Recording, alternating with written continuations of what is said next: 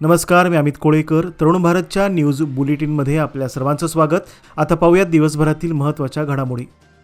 श्रीराम सेना हिंदुस्थान बेळगाव संघटनेच्या वतीने आयोजित सुप्रसिद्ध समाज परिवर्तनकार व समाज प्रबोधनकार डॉक्टर वसंत हंकारे यांचे समाज प्रबोधनात्मक व्याख्यान आज शनिवार दिनांक 10 जानेवारी रोजी बेळगावातील आरपीडी कॉलेज मैदान टिळकवाडी येथे मोठ्या उत्साहात पार पडले. चला जाणून घेऊया आई बापांच्या वेदना या विषयावर बोलताना डॉक्टर हंकारे यांनी उपस्थितांच्या मनाला भिडणारे विचार मांडले. आई वडिलांवर शेवटच्या श्वासापर्यंत प्रेम करणे आवश्यक आहे, कारण एकदा त्यांचा श्वास थांबला की भिंतीवरच्या फोटोतील आई वडील कधीच प्रेम देऊ शकत नाहीत, असे भावनिक आवाहन त्यांनी केले. मुलामुलींच्या चुकीच्या वागणुकीमुळे पालकांच्या मनात दररोज जळणारी वेदनांची चिता समाजाने समजून घेतली पाहिजेत, असे सांगत त्यांनी पालक आणि पाल्यामधील नातेसंबंधावर प्रखर भाष्य केले. या कार्यक्रमासाठी श्रीराम सेना हिंदुस्थान संघटनेचे राष्ट्रीय अध्यक्ष रमाकांत कोंडुस्कर यांच्या मार्गदर्शनाखाली व्यापक संपर्क मोहीम राबवण्यात आली होती. शहरासह ग्रामीण भागातील विविध शिक्षण संस्थांचे प्राध्यापक, विद्यार्थी, विद्यार्थिनी आणि पालक हजारोंच्या संख्येने उपस्थित होते. भव्य शामियानात पार पडलेल्या या व्याख्यानाला उत्स्फूर्त प्रतिसाद मिळाला. या कार्यक्रमाप्रसंगी लोकमान्य सोसायटीचे संचालक पंढरी परब, एस.वाय. प्रभू, आनंद सराफ, उमेश कुर्याळकर, अंकुश केसरकर, सूत्रसंचालन करणारे युवराज पाटील, सुमित मोरे, श्रीराम सेना हिंदुस्थानचे कार्यकर्ते व मान्यवर व नागरिक मोठ्या संख्येने उपस्थित होते. तसेच या कार्यक्रमाचे थेट प्रक्षेपण तरुण भारत न्यूज या यूट्यूब चॅनलद्वारे दाखवण्यात आल्याने अनुपस्थित नागरिकांनी याचा लाभ घेतला. बेळगाव शहरातील टिळकवाडी परिसरातील काँग्रेस रोडवर आज शनिवार दिनांक 10 जानेवारी रोजी दुपारी सुमारे 1 वाजण्याच्या सुमारास ट्रक आणि दुचाकी यांच्यात भीषण अपघात झाला. स्टील वाहतूक करणाऱ्या अवजड मायनिंग ट्रकने सुझुकी ॲक्सेस दुचाकीला जोराची धडक दिली. या अपघातात दुचाकीस्वार ट्रकच्या चाकाखाली सापडून त्याचा जागीच मृत्यू झाला. मृत युवकाची ओळख बैलहोंगल तालुक्यातील सोमनटी येथील 30 वर्षीय मुत्तय्या शंकरय्या यलगुप्पी मठ अशी झाली आहे. प्रत्यक्षदर्शींनी दिलेल्या माहितीनुसार काँग्रेस रोडवरून येत असलेल्या दुचाकीस्वाराचे आपल्या वाहनावरील नियंत्रण सुटले आणि त्याचवेळी मागून येणाऱ्या ट्रकने त्यांना धडक दिली. मुत्तय्या हे आपल्या कुटुंबातील एकमेव आधार होते आणि ज्येष्ठ नागरिकांच्या सेवा करण्याचे ते कार्य करत होते. त्यांच्या या अपघाती मृत्यूने सोमनटी गावावर शोककळा पसरली आहे. अपघातानंतर ट्रक चालकाने जबाबदारी स्वीकारत तात्काळ वाहन बाजूला घेत पोलिसांना अपघाताची माहिती दिली. टिळकवाडी पोलीस व रुग्णवाहिका त्वरित घटनास्थळी दाखल झाली. मृतदेह पुढील तपासणीसाठी रुग्णालयात हलवण्यात आला. या प्रकरणी टिळकवाडी पोलिसांनी नोंद करून पुढील तपास सुरू केला आहे. बेळगाव जिल्ह्यातील कित्तूर पोलीस ठाण्याच्या हद्दीत कौटुंबिक वादातून पतीने पत्नीची हत्या करून नंतर स्वतः आत्महत्या केल्याची धक्कादायक घटना घडली आहे. या दुहेरी मृत्यूमुळे परिसरात एकच खळबळ उडाली आहे. प्राप्त माहितीनुसार यल्लवा या महिलेच्या आईचे काही दिवसापूर्वी निधन झाले होते. त्यानिमित्त धार्मिक विधीसाठी ती माहेरी जाण्याच्या तयारीत होती. मात्र पती शिवाप्पा यांनी तिला माहेरी जाण्यास विरोध केला. या कारणावरून दोघांमध्ये तीव्र वाद झाला. रागाच्या भरात शिवाप्पाने कुऱ्हाडीने यल्लवावर हल्ला करत तिची निर्घुण हत्या केली. पत्नीचा मृत्यू झाल्यानंतर शिवाप्पाने घरातच गळफास घेऊन आत्महत्या केली. घटनेची माहिती मिळताच कित्तूर पोलिसांनी घटनास्थळी धाव घेऊन पंचनामा केला असून पुढील तपास सुरू असल्याची माहिती जिल्हा पोलीस अधीक्षक रामराजन यांनी दिली आहे. कर्नाटक राज्य सरकारने शहरी स्थानिक स्वराज्य संस्थांच्या हद्दीत येणाऱ्या आणि सध्या बी खात्याअंतर्गत नोंदणीकृत असलेल्या अनधिकृत अथवा बेकायदेशीर लेआउटमधील मालमत्तांच्या मालकांना दिलासा देण्याचा महत्त्वपूर्ण निर्णय गुरुवारी घेतला. या निर्णयामुळे राज्यभरातील सुमारे 10 लाख मालमत्तांना लाभ होण्याची शक्यता आहे. मात्र या मालमत्ता नियमित करण्यासाठी आकारण्यात येणाऱ्या शुल्कातून एकूण किती महसूल जमा होईल याचा अंदाज सरकारने अद्याप जाहीर केलेला नाही. या निर्णयाचा थेट परिणाम बेळगाव शहरावरही होणार असून येथे सध्या बी खात्याअंतर्गत नोंदणीकृत असलेल्या 5,985 मालमत्ता आता ए खात्यासाठी पात्र ठरणार आहेत. या संदर्भातील प्रक्रिया बेळगाव महानगरपालिका लवकरच सुरू करेल अशी अपेक्षा व्यक्त करण्यात येत आहे. या मालमत्तांमध्ये सक्षम प्राधिकरणाची परवानगी न घेता विकसित करण्यात आलेले भूखंड, घरे आणि निवासी संकुले यांचा समावेश आहे. यापूर्वी अशा मालमत्तांना केवळ बी खाता दिला जात होता. मात्र नव्या निर्णयानुसार निश्चित नियमितीकरण शुल्क भरण्यानंतर मालकांना एक खाता मिळवणे शक्य होणार असून त्यामुळे हजारो कुटुंबांना मोठा दिलासा मिळणार आहे. आंतरराष्ट्रीय कृष्ण भवनामृत संघ इस्कॉन यांच्या वतीने बेळगाव शहरात आयोजित करण्यात येणाऱ्या 28व्या श्रीकृष्ण रथयात्रेच्या तयारीला औपचारिक सुरुवात करण्यात आली आहे. रथयात्रेसाठी उभारण्यात येणाऱ्या मुख्य मंडपाची मुहूर्तमेढ नुकतीच इस्कॉनच्या श्री श्री राधा गोकुळानंद मंदिरासमोर पार पडली. या शुभप्रसंगी ज्येष्ठ भक्त नारायण गौरांगदास यांच्या हस्ते मुहूर्तमेढ करण्यात आली. येत्या 24 व 25 जानेवारी 2026 रोजी होणाऱ्या रथयात्रेला देशभरातून हजारो भाविक तसेच इस्कॉनचे वरिष्ठ संन्यासी उपस्थित राहणार आहेत. बेळगावकरांचा उत्सव म्हणून ओळखल्या जाणाऱ्या या रथयात्रेत 2 दिवस विविध धार्मिक आणि सांस्कृतिक कार्यक्रमांचे आयोजन करण्यात येणार आहे. रथयात्रेनंतर मंदिर परिसरात उभारण्यात येणाऱ्या भव्य शामियानात भजन, प्रवचने तसेच सांस्कृतिक कार्यक्रमांचे सादरीकरण तसेच महाप्रसादाचे आयोजन करण्यात येणार आहे. मंडप मुहूर्तमेढ कार्यक्रमास चैतन्य प्रभू, प्रेमरस प्रभू, अमृत कृष्ण प्रभू, रामदास, सुकुमार प्रभू, श्री रामायण प्रभू, संकर्षण प्रभू यांच्यासह अनेक भक्त उपस्थित होते. या रथयात्रेच्या माध्यमातून भक्ती आणि संस्कृतीचा सुरेल संगम अनुभवण्याची संधी पुन्हा एकदा बेळगावकरांना मिळणार आहे. केंद्र सरकारने मनरेगा योजनेचे केवळ नाव बदलले नसून ती योजना पूर्णपणे संपवण्याचा प्रयत्न सुरू केला आहे, असा गंभीर आरोप अखिल भारतीय काँग्रेस समितीचे सचिव गोपीनाथ यांनी केला.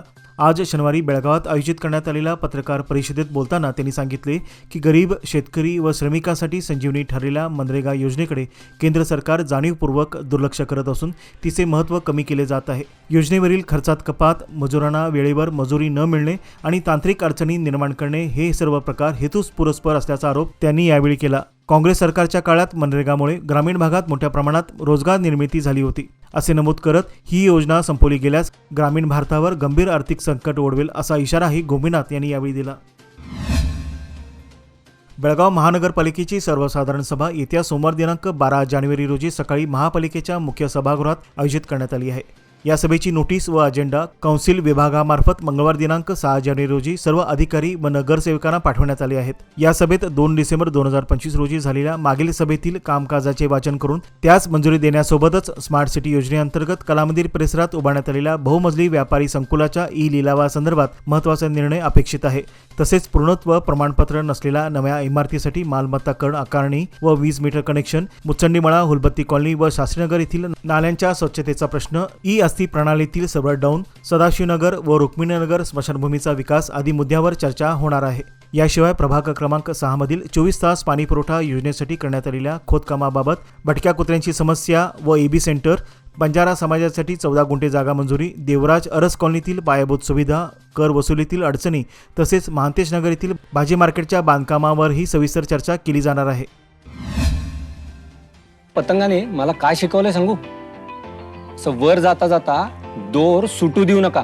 थोडी तरी इन्व्हेस्टमेंट एफडी मध्ये नक्की करा, कारण एफडी आहे तर स्टडी आहे. लोकमान्य एफडी सोबत मिळवा best interest rate. Lokmanya FD आहे तर स्टडी आहे.